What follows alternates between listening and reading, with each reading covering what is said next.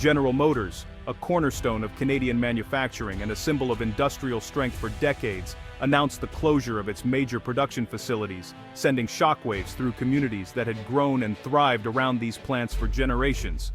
Thousands of workers suddenly faced the end of a way of life that had supported their families, paid mortgages, and built futures for their children.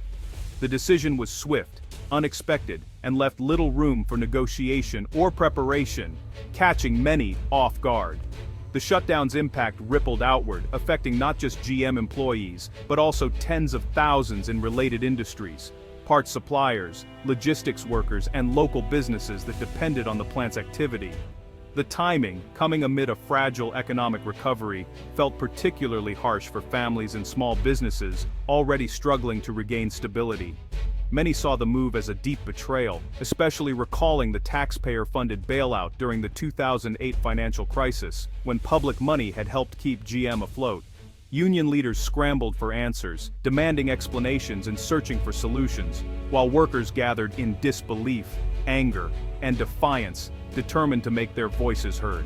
The closure was not just an economic event, it marked the end of an era, closing the chapter on decades of hard work, community pride, and shared history. The question on everyone's lips, echoing through homes, union halls, and empty streets, was simple yet daunting. What do we do now? General Motors is a foundational piece of Canada's industrial history, symbolizing not just middle-class prosperity, but also the spirit of innovation and resilience that has defined generations of Canadians. For over a century, GM has been woven into the fabric of Canadian life, shaping the nation's economic landscape and cultural identity. Its factories, especially the iconic Oshawa plant, were more than just workplaces. They were community cornerstones. These plants provided stable, well-paying jobs that allowed families to put down roots, buy homes, and send their children to school, creating a sense of security and hope for the future.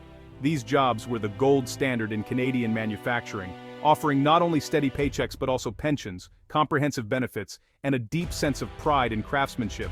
Workers celebrated their achievements together, forging lifelong friendships on the factory floor. For every GM job, up to 7 additional jobs were created in the local economy, supporting small businesses, restaurants, and service providers. The ripple effect of GM's presence was felt in every corner of the community. The plants were vibrant hubs of innovation, where Canadian workers were celebrated for their productivity, technical expertise, and adaptability.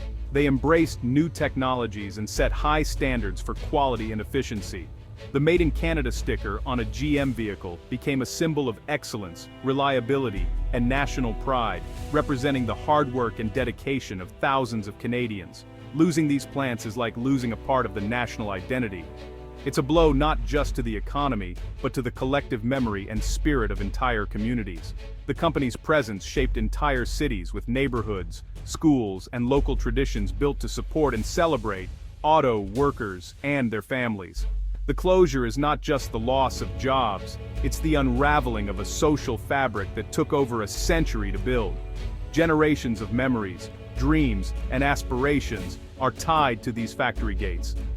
The iconic images of cars lined up outside the Oshawa plant are etched into the Canadian consciousness, serving as a powerful reminder of what was built and what's at stake when such legacies fade. GM's decision is driven by the shift towards electric vehicles and the need to consolidate resources. The Inflation Reduction Act in the U.S. offers substantial incentives for American-made electric vehicles. By producing in the U.S., GM can lower costs and make vehicles more affordable for American buyers. The act created a powerful economic magnet pulling production south.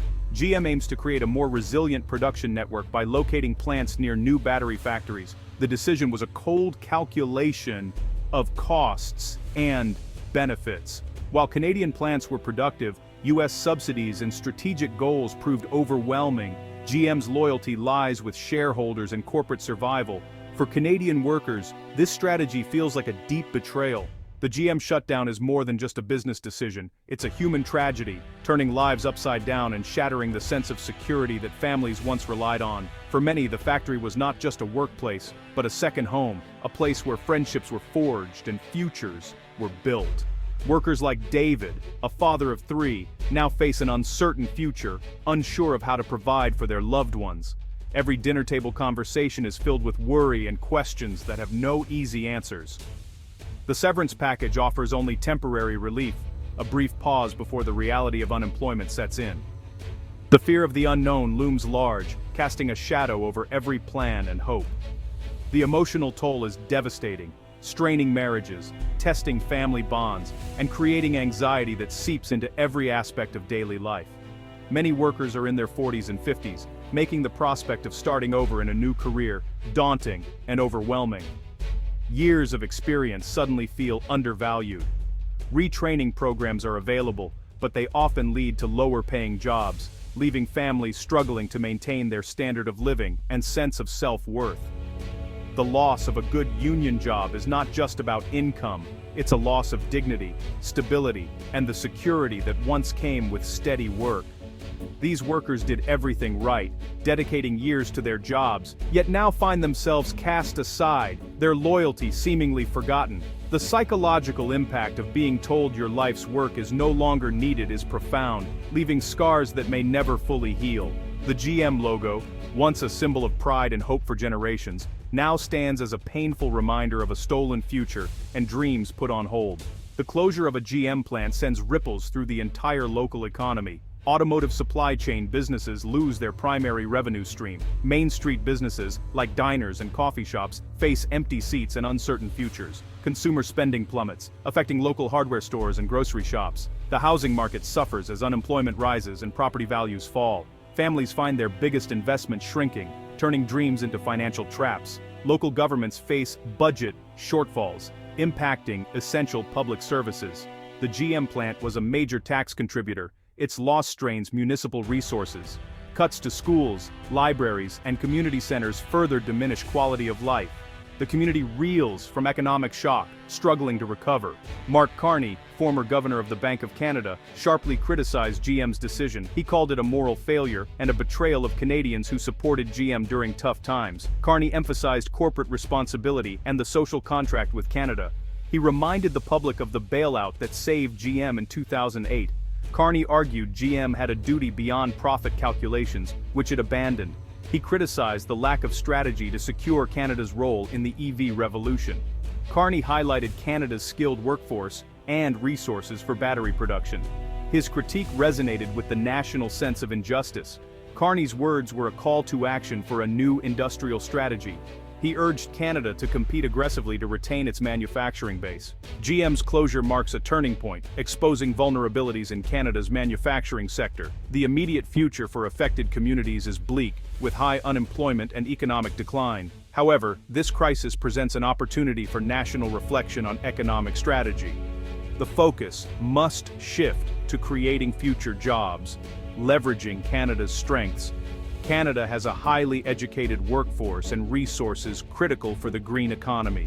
Initiatives are underway to attract investment in the electric vehicle supply chain. Success requires competitive incentives and investment in R&D. For affected workers, support and reinvention are crucial.